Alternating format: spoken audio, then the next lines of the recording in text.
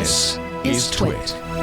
Stripe is no longer Stripe is canceled Trump, so they're not taking any more payments. So that's kind of interesting, right? Because that's the social media infrastructure has to do with information, and that's important. But gutting the architecture of what make these websites work and able to collect money, that I think is a bigger problem for Trump than being pulled off of Facebook and Twitter. They're not going to be able to process payments. That's the Pornhub punishment. Yeah. If you can't use credit cards on a site, that's actually more significant than getting pushed off Twitter or Facebook. That means you can't raise money. Yeah, and it's interesting. So does that? I kind of would be interested to get Dan and Alex's take on this. But could we say that is information? Is a digital payment? Does that fall within the realm of information? I feel like that's something the Supreme Court could weigh in on and say, you know what, that is a violation. That is a First Amendment. Well, it's not First Amendment because it's not government.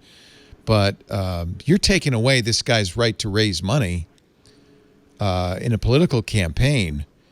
Talk about, destroying a campaign.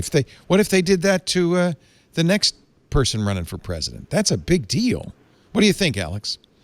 I mean, these are, Stripe isn't the only payment processor off. I think it would be much more impactful if, let's say, Visa or MasterCard said, I wonder if they'll follow.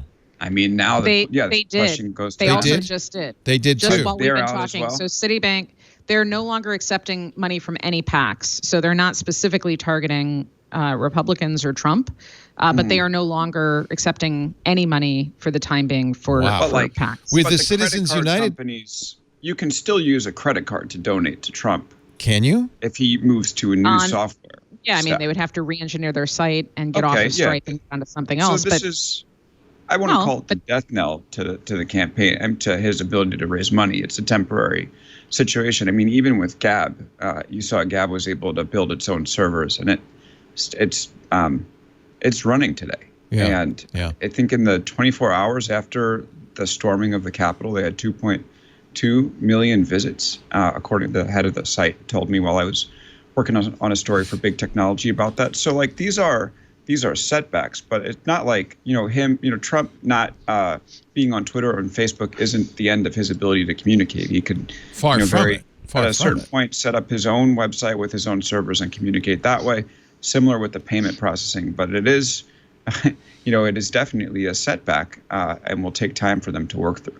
Yeah, I do recommend your latest Substack newsletter where you talk about alternative social networks. As Trump gets banned from mainstream networks, there are many places like Gab that are still there. And boy, some of the stuff posted on these sites is horrific. Well, these are the second order effects. And by the way, Gab's CEO said he had a phone call with a very special person yesterday. Didn't say who that was. Yeah. But given that Parler is going down and the only other option might be Telegram or some other secondary networks, I would not be surprised to see a big migration to Gab, which is already set up outside of the tech giants' control largely. So keep an eye out for that. Yeah, wow. I mean, the Supreme Court in the Citizens United did say money is speech.